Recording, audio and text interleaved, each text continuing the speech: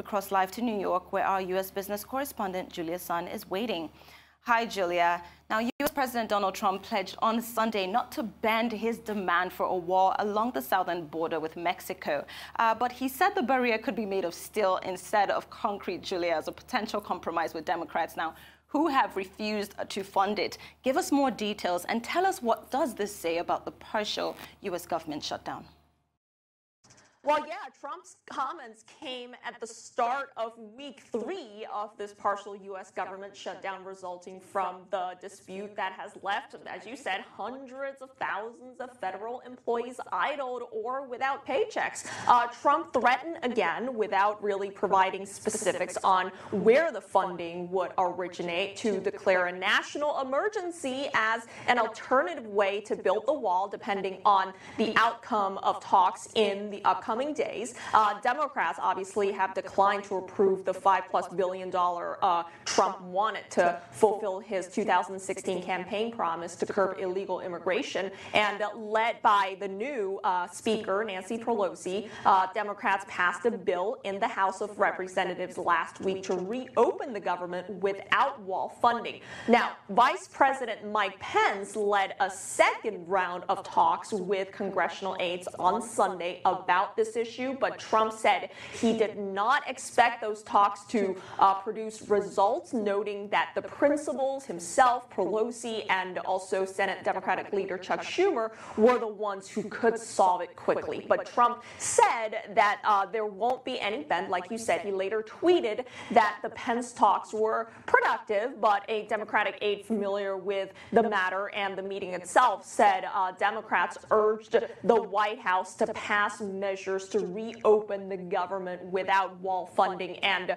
Pence said that Trump would not do that. That aide also said that no progress was made and no further meeting of the group were scheduled. So in short, it just looks like we have no concrete progress in sight as we start another week.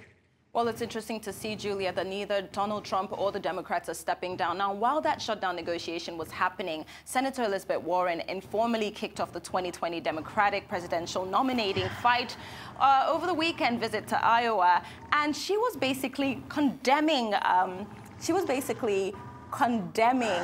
the corruption, the corrupting influence of money on politics, and lamenting lost economic opportunities for the working class families. Now, give us more details on this. Yeah, well, a lot of people suspected that Elizabeth Warren would run at some point, so here we go. In the state that holds the first presidential nominating contest in just 13 months, yes, we're very close, Elizabeth Warren introduced herself to Iowa crowds with tales of her working class upbringing in the state of Oklahoma and emphasizing on her signature theme, which is income inequality. She said that Washington works great for those with money, but not for everybody else. That's what she always says. She has been saying that for as long as I could remember, and the message is nothing new. Some say it's an early jump on the race for Warren, who formed a presidential exploration committee and began hiring staff this week. So far, she is the biggest name to enter what promises to be a quite crowded Democratic field, with at least 24 of other politicians considering a run. Former House Secretary Julian Castro also has formed a exploration committee, and former U.S. Representative John Delaney became the first Democrat to formally declare last year and has campaigned extensively in the state.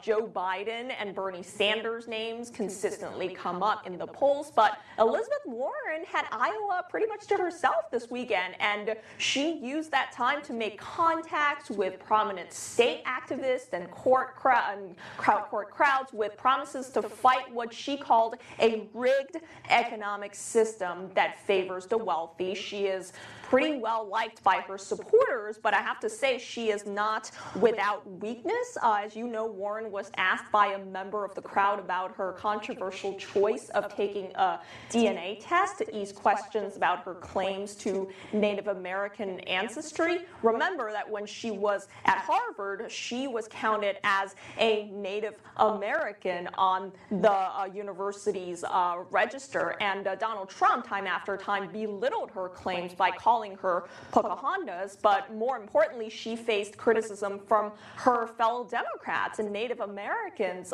for taking the test, and she said, and I quote, "I am not a person of color, I am not a citizen of a tribe. Tribal citizenship is very different from ancestry. Tribes and only tribes determine tribal citizenship, and I respect that difference." Does that make the matter go away? No, of course not. But at this point, she will have to address this over and over from this point on throughout the whole presidential nomination campaign. Just wait and see. You'll be hearing this a lot more as long as she's running. And yes, she is running.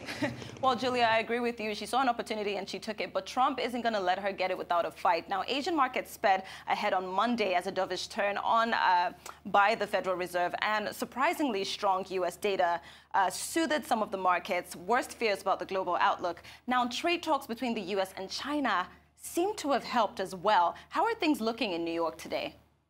Well, in New York this morning, the U.S. Stock indices futures are pretty much flat as we speak right now after Wall Street's biggest one-day surge in the new year on Friday, as focus shifted from the latest round of trade talks between the U.S. and China.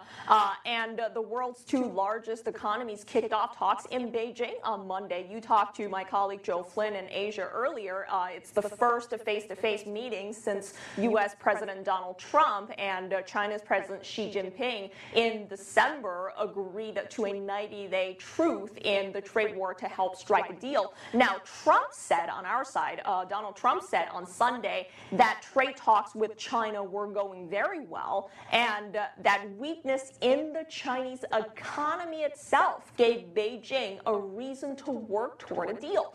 Other than trade, in New York, we're also watching the report from the Institute of Supply Management that is going to come out at 10 a.m. Eastern Standard Time. It is expected to show that services sector activity fell a little bit in December. So it's looking like a not so rocky day ahead, but as you know, anything can change with just one tweet. Absolutely, Julia. Let's just pray that Trump stops tweeting for now until these talks are over. Now, across the country from you in Hollywood, another Golden Globes is wrapped. Give us a quick highlight. And some say the big winner is streaming service Netflix. Why is that, Julia? Okay, first of all, I just want to say, you know how I always say I love living in New York, I love working in New York, I love never going to sleep in New York? Well, this is one of those times of the year I wish I'm back home in California so I can go to the award shows and come to you live from the red carpet. Anyhow, it was a big night in Hollywood, and the big surprise was Lady Gaga did not get the nod, right?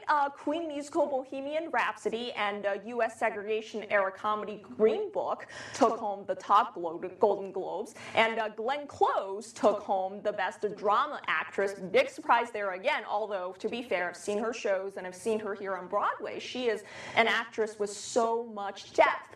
Streaming service Netflix, which has upended Hollywood by spending billions on original programming, won 5 Golden Globes across movies and television, including Best Foreign Language Film, Roma.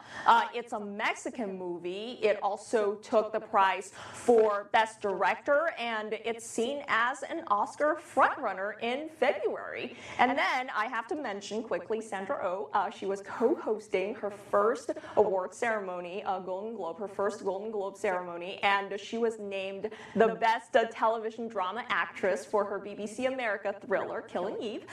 She's obviously an Asian American actress born in Canada, speaking of breaking barriers. So it was a wonderful night, and I wish that you and I could both be there.